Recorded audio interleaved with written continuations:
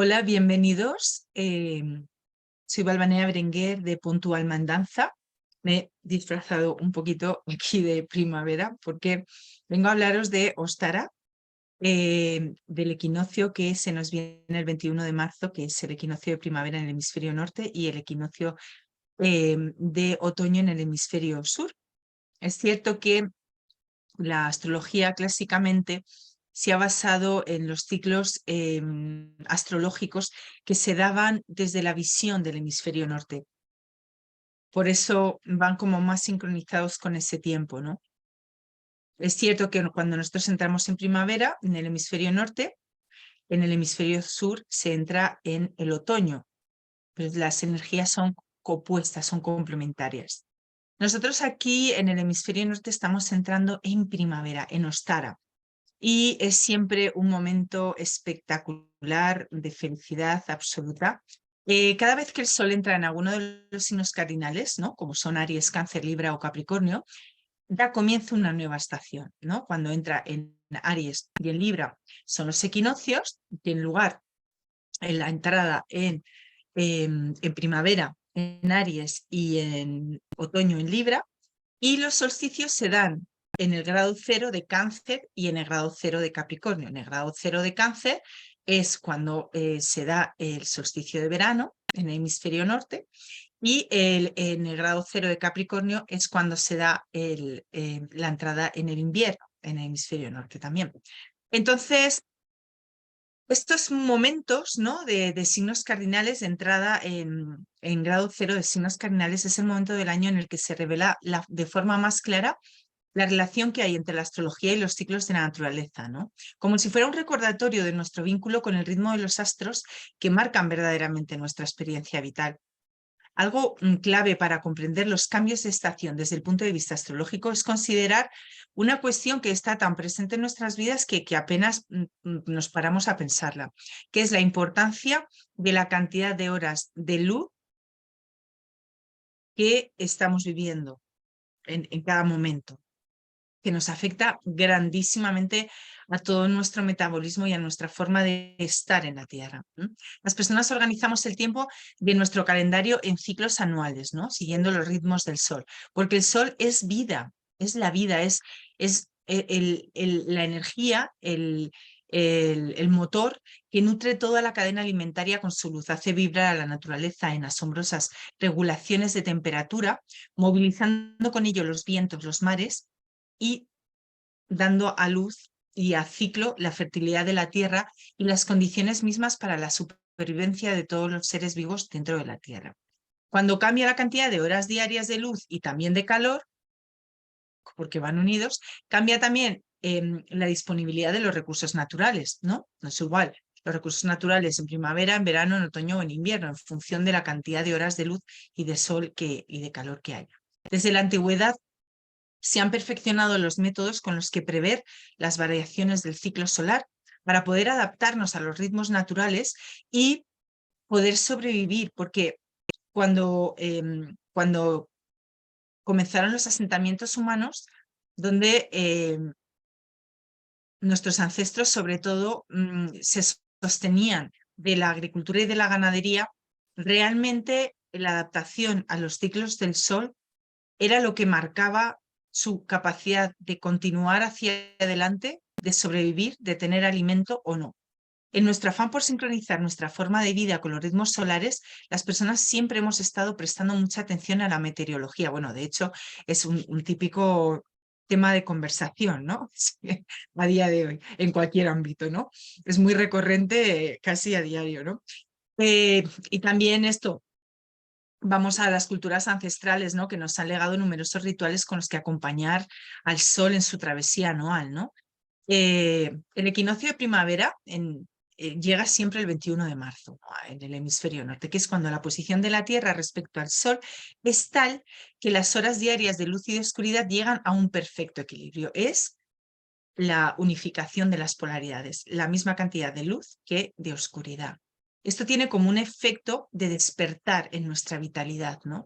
Es como si de repente nuestro organismo tuviera como un reinicio, algo que le marcara un cambio, ¿no? Y nace como un deseo de comenzar una nueva etapa. Y así es como le damos la bienvenida a la primavera en el hemisferio norte y al otoño en el hemisferio sur. Con los primeros asentamientos humanos pasamos a depender enteramente de nuestros cultivos como fuentes de alimentos. Entonces necesitábamos más que nunca comprender cómo eran las estaciones, cómo era ese ritmo, ese devenir del ciclo solar, ¿no?, en la Tierra. Entonces se fueron desarrollando mapas de tiempo cada vez más complejos, más completos y más precisos para predecir todo este tránsito, ¿no? Y es muy bonito, a mí me parece muy bonito que este mapa, que es precisamente el mapa de la astrología, no solamente estaba basado en el movimiento del Sol, sino en el movimiento de las estrellas, ¿no? Sabían que cuando había cierta constelación que aparecía en tal lugar, en tal momento de la noche, simbolizaba que era un momento de arar la tierra o que era un momento de recoger el fruto, siempre vinculados al sol y a las estrellas, desde la tierra, siempre mirando esos ciclos y ese lenguaje de los astros que nos iban narrando nuestra propia historia de supervivencia, ¿no? Me encanta eso. Entonces, en muchísimos lugares del mundo nacieron diversos tipos de astrología, ¿no? Porque todas las civilizaciones han necesitado comprender esto, comprender ese devenir cósmico en su alrededor para sacar partido, digamos, para poder sobrevivir aquí en la Tierra. Algunas de estas astrologías aún se estudian y se practican a día de hoy, ¿no?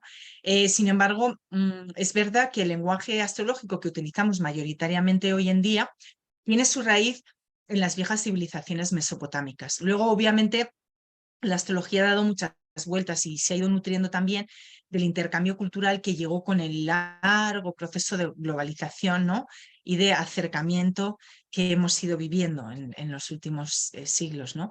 Pero en su base sigue estando organizada según lo que veían y lo que vieron los habitantes del hemisferio norte. La entrada del Sol en Aries, con la que comienza el nuevo año astrológico, porque el equinoccio de primavera en el hemisferio norte, que es la entrada en el grado cero del Sol en Aries, es lo que marca el comienzo del nuevo año astrológico. O sea, no solamente entramos en Aries, en un nuevo portal solar, ¿verdad? Y entramos además en una nueva estación, se da un equinoccio en ese punto, sino que además ese punto es tan relevante que comienza el nuevo año astrológico, porque el calendario astrológico está regido por el Sol. Luego se han ido desarrollando otro tipo de calendarios, alguna vez lo he comentado en otros vídeos, qué tipo de calendarios serán estos, que son calendarios que no están basados ni regidos por ciclos naturales, sino más bien están basados y regidos en ciclos de recaudación de impuestos, por ejemplo, el nuestro, el gregoriano. Entonces, el paso del invierno a la primavera representa el despertar de la vida tras un prolongado letargo durante la hibernación. Se dice que Aries es como la chispa con la que renace la vida, precisamente porque es en la temporada Aries cuando, por ejemplo, empieza a haber el deshielo, ¿no? Porque ya el sol, que ha empezado a hacerse más fuerte desde el solsticio de verano. Luego hemos pasado dentro de la rueda de Ana por Bridget, que ya celebraba como una preprimavera, como un sentir que desde el fondo de la tierra empieza a emanar esa energía de gestación, ¿no?, de moverse algo ya que va a darse luz prontamente. Y cuando llega la primavera, el sol ya está fuerte.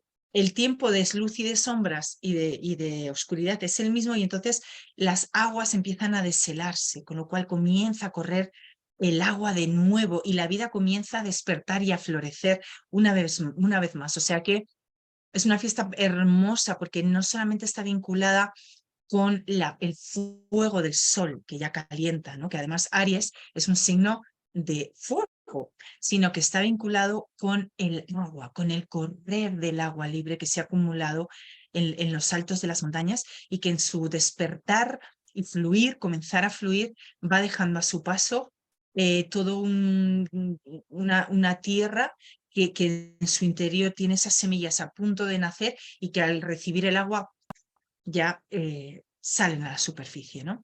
Entonces, para el momento en el que el Sol va a ingresar en Cáncer, que es el siguiente signo cardinal, ya las horas de luz son máximas. ¿Veis? Ahora ya vamos a la parte de la rueda en la que el Sol, la cantidad de horas de Sol va al máximo entre el equinoccio de primavera y el solsticio de verano, ¿vale? Que es el 21 de junio, San Juan, en terminología católica, pues las horas de luz van al super máximo. Y ahí, cuando llegamos al solsticio de verano, a San Juan, que es cuando el Sol entra en el siguiente grado cardinal, es como os he dicho, que es el grado 0 de Cáncer, pues ya el Sol está en su pleno y hay el más abundante calor veraniego, ¿no?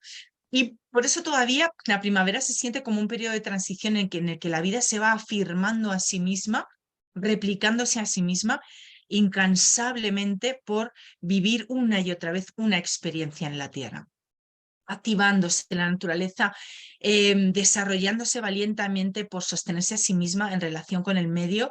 Y es un proceso de transformación radical en las condiciones de vida que nos da la primavera, que es súper intenso, ¿no? Muy intenso, y que dota el primer grado de Aries de un significado muy especial, ¿no? Porque es un punto de inflexión suficientemente notorio, el grado 0 de Aries, como para ubicar ahí el comienzo de todas las cosas, el comienzo del nacimiento del nuevo año solar. Ningún grado es tan potente como el grado 0 de Aries, donde comienza el nuevo, da el lugar, el arranque, el nacimiento del nuevo año solar. Y me encanta, porque es como que naciera un nuevo ciclo, como cuando nace un humano. Para un humano es igual, o sea, el momento en el que nace es súper importante en su vida y el momento en el que muere también, aunque ya no esté. Son los dos momentos más importantes. Entonces, eso en astrología, en el ciclo solar, se da el nacimiento en el grado 0 de Aries y la muerte en el grado 29 de Piscis, ¿no? Entre el grado 29 de Piscis y el grado 0 de Aries se da como un puente que tiene un carácter simbólico profundamente significativo y que es realmente nos habla de qué es la vida, de los ciclos, de la vida, de la muerte, del renacimiento, y que nos revela la lógica interna del lenguaje astrológico que está completamente vinculado a la naturaleza, ¿no? Donde los cierres y los comienzos se suceden en una relación de interdependencia. No, no hay un cierre y ya está, no, hay un cierre que automáticamente en el siguiente grado da un comienzo. No hay muerte, hay siempre una renovación, siempre hay un flujo continuo en el que la vida se reinventa desde el anterior proceso, ¿no? Para que algo comience, algo debe de terminar. Y también lo que finaliza nace inmediatamente a otra cosa, pero bajo una nueva forma. Podríamos comprender muy bien el paso de Piscis a Aries, por ejemplo, también pensando en nuestra propia llegada al mundo, ¿no? Si Piscis representa el letargo reparador de la gestación, la suspensión de la vida en todo su potencial en el líquido amniótico, Aries representa el parto, que con contracciones, desgarros, sangre y empujes nos trae a la vida, ¿no? Nadie llega en armonía a este mundo. Igual que para que nazca una flor, el capullo debe desgarrarse, romperse para nacer esa flor, debemos atravesar un trance nosotros también llenos de energía, un trance lleno de energía, de tensión y de fuerza. Por eso no es casual, porque en astrología nada es casual, que Piscis rija los pies y Aries en la cabeza, porque cuando nacemos, nacemos con la cabeza por delante, ¿no? Aún con los piececillos flotando en el misterio del origen que dejamos atrás. Es por eso que la energía de Piscis representa eso que nunca podremos comprender y que, sin embargo, durante el tiempo de nuestra vida humana no podremos dejar de preguntarnos, ¿no? ¿Qué misteriosa fuente fue la que nos arrancó la vida para llegar a este mundo? Son momentos en los que todo lo que fue convive y dialoga con lo que puede ser. Y podemos aprovechar en este momento para preguntarnos qué mundo queremos dar a luz. Es un momento muy, muy especial. Simbólicamente, Ostara es la época en la que la diosa despierta de su descanso y cubre la tierra de fertilidad. El dios crece hasta la madurez y ambos incitan a los animales salvajes a que se reproduzcan, ¿no? Esto es como un poco simbólicamente cómo lo veían nuestros ancestros, ¿no? Como una forma poética. El nombre de Ostara proviene de la diosa Eostre, que es la diosa de la fertilidad. que se relacionaba con el reino animal y con las plantas, ¿no? Entonces, ese día, el día de Ostara, que es el equinoccio de primavera, 21 de marzo, se celebra la muerte del invierno, grado 29 de Piscis, y el principio del ciclo del renacimiento, grado 0 de Aries. El día en que la noche y el día son iguales, y se conmemora el equilibrio entre la diosa luna y el dios sol. Se dice que el joven dios celebra una boda sagrada con la joven diosa, que es la doncella, quien pronto concebirá, y así en 9 meses volverá a ser la gran madre. Me encanta eso. ¿Cuándo son los 9 meses? Pues el 21 de diciembre, que será el solsticio de invierno, que siempre se le llama el nacimiento del sol. O sea que en ese momento que es el equinoccio de primavera, se encuentran digamos, la luna diosa y el sol dios, para que están como naciendo, son como jóvenes, como doncellos, para juntarse y dar a luz el 21 de diciembre al solsticio, al nacimiento del sol. Entonces, había la costumbre de intercambiarse huevos de colores, ¿no? Por eso coincide con es que coincide con la celebración de Easter o la Pascua, ¿no? O sea, no, por eso también ahora es cuando comienza la Pascua, ¿no? Digamos, en el calendario católico, porque es un calendario que recoge, como muchas veces os he estado contando, pues en rituales y celebraciones ancestrales de la humanidad. Este es el momento de trabajar con las energías de la fertilidad y de la abundancia, ¿vale? Mitológicamente, algunas tradiciones celebran el paso de la diosa al dios o de la oscuridad a la luz. La diosa se transforma de anciana, termina un ciclo en el grado 29 de Piscis, a doncella, comienza otro en el grado 0 de Aries. La religión cristiana adoptó los emblemas de la celebración para establecer el día de Pascua y la Semana Santa, pero los orígenes de Pascua, sus símbolos son paganos, como todo, o sea, vienen del panteísmo, de la unión y la comunión de los humanos con la naturaleza, ¿no? Los símbolos de Ostre o Ostara eran el conejo y el huevo, los mismos que se asocian con la Pascua. Ahora vamos a ver por qué. Su celebración tenía lugar en la primera luna después del equinoccio de primavera. ¿Vale? El conejo de Pascua representa al conejo de la luna, que es consagrado a las deidades lunares en muchas culturas, el conejo. La liebre, que también es un símbolo de Pascua, representa la fertilidad. Y los huevos son símbolos también de fertilidad y de reproducción, y se ofrendaban a la diosa, ¿no? También las mariposas son un símbolo de este momento, ¿no? Desde el punto de vista pagano y ancestral, las deidades femeninas que están vinculadas a este momento son las diosas vírgenes, las diosas guerreras, las diosas de la luna y algunas diosas de la fertilidad, ¿vale? Que son diosas que conducen el carro de su propia vida, ¿no? Que salen al mundo a brillar. Y algunas de ellas son, por ejemplo, Afrodita, Venus, Eostre, Macu, Minerva, Isis, Coatlicue, por ejemplo, también Reda, en distintos mapas culturales. Las deidades masculinas, pues dioses del amor, de la luna, de la canción y de la danza. Y algunos dioses de la fertilidad, por ejemplo, Adonis, el señor del bosque verde, Obis, Dilan, Odín, Osiris, Mitras, también Atis. Entonces, todos estos son dioses vinculados a este momento. Vamos a ver, colores de este momento, pues todos los tonos pasteles, ¿vale? Y también el dorado para el dios sol. Las flores y las hierbas, pues todas las de primavera, el muslo irlandés, flores de azafrán, azucena, narcisos, lirios de Pascua, madreselva, jazmín, rosas, fresas, violetas, diente de león. Bueno, ahora es que es la explosión de la naturaleza, entonces hay montones de flores y hierbas, es muy bonito poner un altar con algunos símbolos que os gusten y poner florecitas, ¿no? O podéis poner aceites esenciales o inciensos de estas cosas que os he dicho, ¿no? Entre las actividades que podemos realizar, por ejemplo, para festejar a la diosa de la fertilidad, pues es plantar semillas o caminar por la naturaleza o decorar los huevos con pinturas y regalárselos a personas en símbolo pues eso, ¿no? Como de que de desearles muchísima abundancia y fertilidad, ¿no? Es como símbolos mágicos preciosos, ¿no? Como os decía, es una fiesta absolutamente Pagana. ¿Qué significa págano?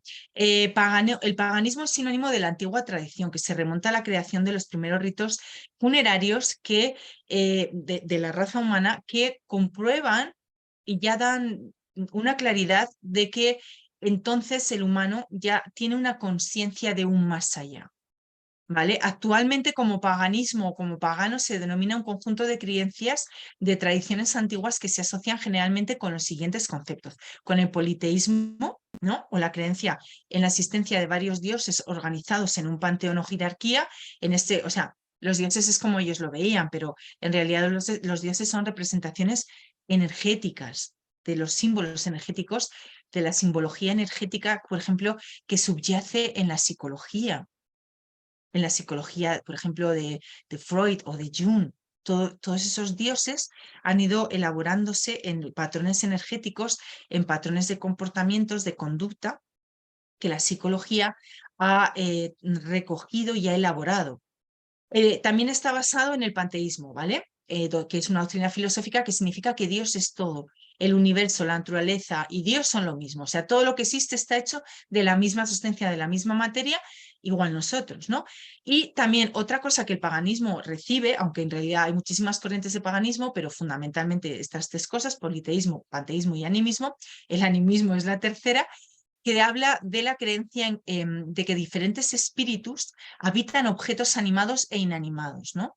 Entonces, ¿esto qué significa? Pues eso significa que el animismo significa que todo tiene vida, no hay nada que sea inerte, que no tenga un alma detrás. Todo lo que existe y está manifestado por detrás tiene un alma vibrante que le da vida, ¿vale? Entonces, como os estoy contando, una de las características de todo el desarrollo de las filosofías paganas es su estrecha vinculación con los fenómenos naturales, con la naturaleza, ¿no? Entonces es como un vínculo indisoluble entre la vida y la muerte y la regeneración, ¿no?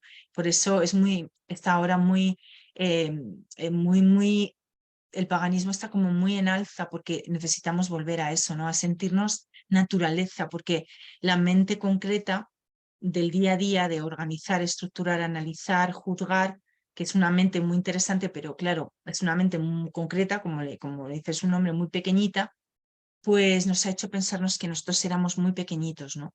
Entonces, el conectarnos con la naturaleza y con nuestra propia naturaleza, pues de repente nos hace despertar a quiénes somos, ¿no? Que es como que somos manifestaciones de la energía creativa en todo su potencial, ¿no? Bueno, os cuento que retomo un poquito el tema de Ostara. Os decía que venía de Ostre, que es el nombre de una antigua divinidad germánica de la primavera, que bueno, está documentada la primera vez por el monje benedictino Beda el Venerable, que escribió un libro historiográfico que se llama De Temporum Ratione. Y ahí en ese libro pues se habla de que el mes de abril era llamado por las culturas del norte Eosturmonat, en homenaje a una divinidad de ese nombre. Eostre también se halla detrás del nombre de la Pascua en inglés, que la Pascua en inglés se dice Easter. Como veis, las palabras, eso es una cosa muy bonita porque aunque nosotros, a través del racionalismo, del materialismo y de diversas ideologías que se han ido desarrollando en los últimos 300 años, nos hemos ido separando de nuestro origen y de nuestra propia naturaleza, la etimología, las palabras, los rituales que seguimos practicando sin darnos cuenta todo el tiempo nos llevan ahí. No podemos cortar el cordón con lo natural, ¿no? Entonces, las mismas palabras que pronunciamos cuando vamos siguiendo, tirando del hilo y vamos caminando como un pulgarcito, ¿no? Hacia atrás, pues encontramos que nos hablan de naturaleza y nos hablan de que todo está vinculado y que todo está conformado por la misma materia que es una materia viva, consciente y que está desarrollándose en su máximo potencial a través de todo lo que existe manifestado, incluidos nosotros mismos. Bien, también se cree que ese nombre, Eostre, deriva de Aus, que significa oriente, porque es precisamente el lugar donde nace el sol, ¿no? También, por ejemplo, tenemos que podría venir de la raíz protoindoeuropea aues, que significa brillar, siempre el sol detrás, ¿no? Entonces es evidente que el vínculo entre Eostre y la diosa griega del amanecer, por ejemplo, Eos, que era la aurora de los romanos, pues también tienen vinculación, ¿no? También se ha señalado la relación de la diosa germana de nombre Ostara, eh, junto con la brillante Eostre, ¿no? Entonces, incluso para los germanos que eh, celebraban Ostara, Ostara era, como os he hablado antes, que es como que se juntan el dios y la diosa y tienen como son los rituales de la fertilidad, tienen relaciones y 9 meses más tarde nace el sol en el solsticio de invierno, pues aquí ellos decían que la brillante Ostre y el viento del este, que era el espíritu de la luz, que se llamaba Austri, se unían para generar la primavera, ¿no? Entonces, es precioso, es como el despertar de las fuerzas germinativas y todo lo que eso conlleva en naturaleza y en nosotros, ¿no? Es como el festival del matrimonio del dios Sol con la diosa Tierra que concibe Ostara, que representa la vida, el despertar de la tierra y toda la fertilidad enorme que hay, ¿no? Porque luego también otra cosa que ocurre es que las ideologías de pues el racionalismo, el materialismo, el individualismo, pues nos han hecho como un poquito ver y nos han ido llevando a un lugar en el que parece que todo es limitado, todo es finito y se puede acabar. Lo que nos enseña Ostara y las antiguas tradiciones es que la naturaleza es infinita, es infinitamente fecunda, o sea, es abundante por naturaleza y nosotros al ser naturaleza igual, ¿no? Somos abundantes. Entonces, me encanta, ¿no? Este festival de renovación, de regocijo y de fertilidad, ¿no? Bueno, pues eso es un poquito lo que os quería contar de Ostara y bueno, creo que no me dejo nada, estoy mirando un poquito en mis notas pues, para no dejarme nada, pero sí creo que estamos llegando a la luz, al final. Sí. Aquí hay cosas más bonitas. Os los voy a leer un poquito. Está relacionado con la cultura celta que habla de el Alban Eiler, el despertar, que es como ellos le llamaban a Ostara, Alban Eiler, que significa luz de la tierra, ¿no? En el antiguo celta. Y que es un momento de echar a andar mareas de energías, ¿no? Por eso también el plano físico es un momento de empezar a trabajar con la tierra, ¿no? De, mover la tierra, empezar la siembra, no la siembra, pero ir preparando a la tierra para sembrar, ¿vale? Eh, hmm, Los árboles de esta festividad, porque la cultura celta está muy vinculada a los árboles, son los ojams y que son el sauce y el álamo, ¿no? Porque el sauce estaba ligado al agua y tradicionalmente también a la luna llena. Estaba conectada a la diosa blanca, a la gran diosa madre, y como ella representaba todos los momentos de la vida, como dispensadora de vida, ¿vale? Y por eso se asocia a este momento. Y el álamo, ¿m? Porque también lo consideraban como un intermediario entre los mundos, ¿no? Y bueno, entonces es como igual, estarás un momento en el que muere un ciclo solar en el grado 29 de Piscis y entra otro en el grado 0 de Aries. Entonces, el álamo se vincula como puente, ¿no? Como espacio entre lo viejo y lo nuevo, ¿no? Aquí hay algo bonito que dice que a los celtas les encantaban los álamos porque decían que sus hojas estaban en constante movimiento, ¿no? Mientras que recibían los secretos del Side, que era el otro mundo. O sea, si se movían las hojas iban recibiendo esos secretos, ¿no? Y en el mito, el álamo corona a quienes han logrado completar el camino iniciático entre los mundos sin perderse. Era un árbol, por tanto, ligado a la muerte y al renacimiento espiritual, que es un poco lo que hay en este momento, ¿no? Es lo que tenemos. Bueno, pues nada, ojalá que os haya gustado esta charlita, y que, bueno, que paséis uno estará muy feliz, que le hagáis unos rituales a la Madre Tierra, que está muy necesitada de vuestro cariño y de vuestro amor, que no sé, que la toquéis, que la beséis, que le hagáis alguna cosa bonita para celebrar Ostara y vosotros mismos también celebrar Ostara. Es un momento de renacimiento y tenemos grandes posibilidades de convertirnos en el nuevo ciclo, en las personas de nuestros sueños. Bueno, muchísimas gracias y feliz Ostara.